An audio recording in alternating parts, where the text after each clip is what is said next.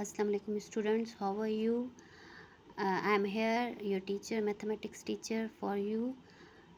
उस दिन मैंने आपको सेट के बारे में समझाया था, सारी डेफिनेशन समझाई थी और मेथड्स भी समझाए थे।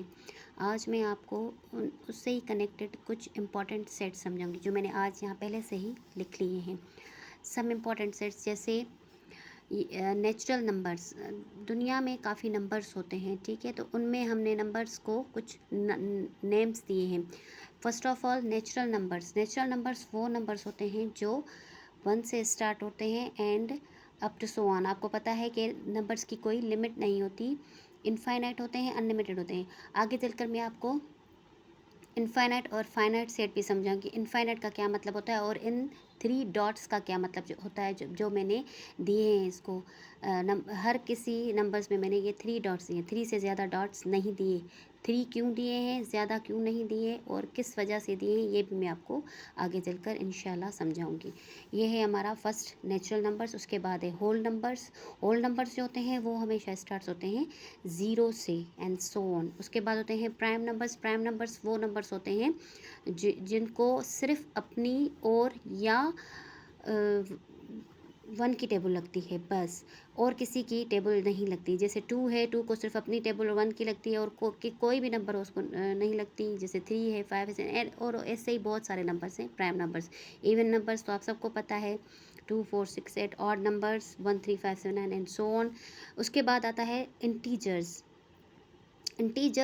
वो नंबर्स हैं जो प्लस में भी होते हैं, माइनस, क्योंकि हम काफ़ी नंबर्स ऐसे भी होते हैं जो माइनस में भी होते हैं, लेकिन उनको हम natural numbers, whole numbers, prime numbers नहीं कह सकते। उनका एक मखसूस नाम है इंटीजर्स, जो 0 से स्टार्ट होते हैं और प्लस माइनस दोनों में होते हैं।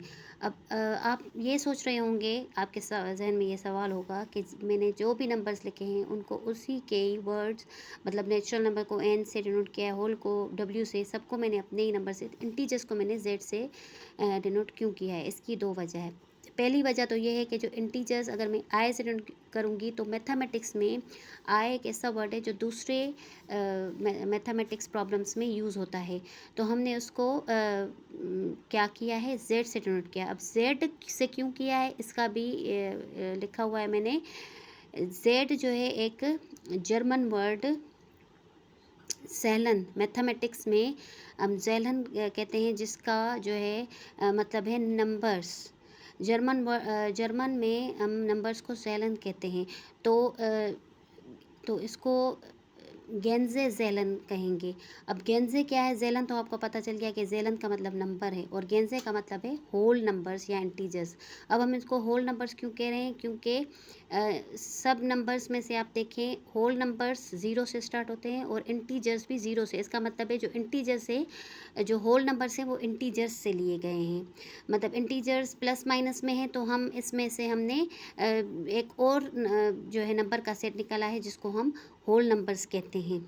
आपको अगर समझ में आ गया हो तो ठीक है, अगर ना समझ में आई हो ये बात तो आप मुझसे कमेंट्स में पूछ सकते हैं, मैं आपको और वजाहत करके समझाऊंगी। तो इसलिए हम इनको गेंजे ज़ेलन के नाम से जानते हैं, जिसके मतलब है होल नंबर्स या इंटीजर्स। तो इसलिए हम इंटीजर्स को z से डिनोट करते हैं। ये मैंने आज आपको जो है इम्पोर्टेंट सम सेट्स समझाए हैं, जिनको हम टेबुलर फॉर्म में भी लिख सकते हैं, हम इसको डिस्क्रिप्टिव फॉर्म में भी लिख सकते हैं और सेट बिल्डर फॉर्म में भी लिख सकते हैं। ठीक है, मैंने आपको उस दिन डिस्क्रिप्टिव फॉर्म समझाया था इसके साथ, और टेबुलर फॉर्म और सेट बिल्डर फॉर्म मैंने आपको नहीं समझाया। उसके लिए मैं एक अलग वीडियो बनाऊंगी जिसमें मैं फिर से तीनों मेथड्स आपको अच्छे तरीके से विथ एग्जाम्पल समझाऊंगी। तो आज के लिए ये सम इम्पॉर्टेंट सेट्स हैं, इतना ही काफ़ी। अगर इनमें से आपको कोई भी डिफ़िकल्टी हो, कोई भी अगर आपको नंबर समझ में ना आए हो तो वो मुझे आप कमेंट्स में पूछ सकते हैं। Thank you very much.